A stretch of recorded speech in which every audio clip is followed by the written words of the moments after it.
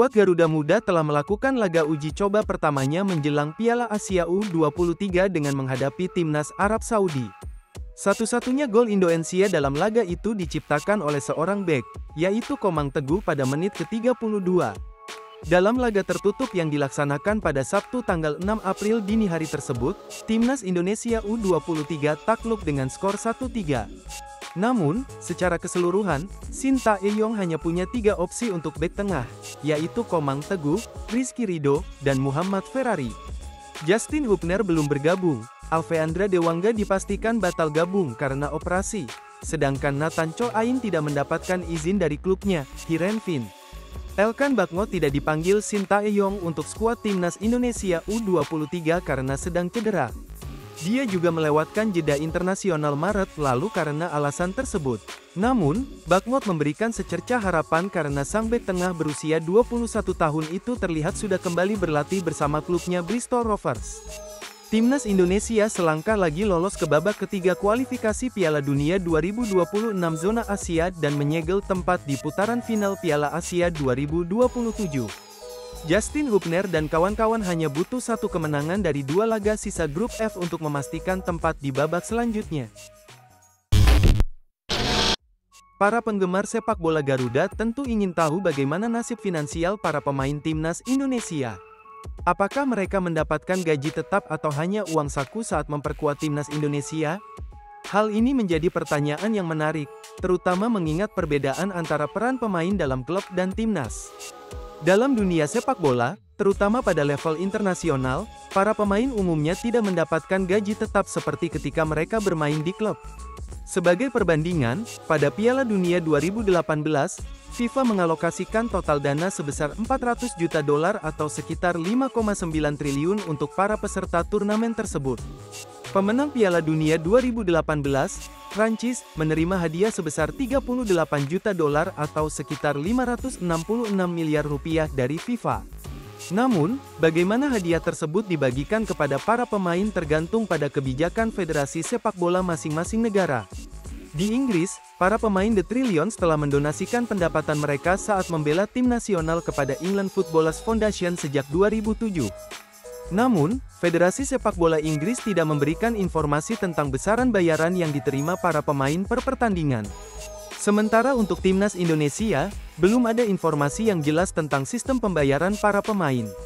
Namun, dapat diasumsikan bahwa para pemain hanya mendapatkan honorarium saat menjalani latihan dan pertandingan resmi, berbeda dengan ketika mereka bermain untuk klub. Hal ini tentu menjadi faktor yang perlu dipertimbangkan oleh para pemain timnas Indonesia. Secara umum, para pemain biasanya sudah menandatangani kontrak, sehingga mereka bisa mendapatkan gaji per bulan, dan belum ditambah bonus bila mencetak gol atau meraih kemenangan. Meskipun begitu, para pemain timnas Indonesia juga memiliki kesempatan untuk mendapatkan bonus dan insentif tambahan. Sebagai contoh, dalam SEA Games 2023, timnas Indonesia U22 berhasil meraih medali emas, dan seluruh atlet, termasuk para pemain sepak bola, mendapatkan hadiah dari pemerintah Indonesia.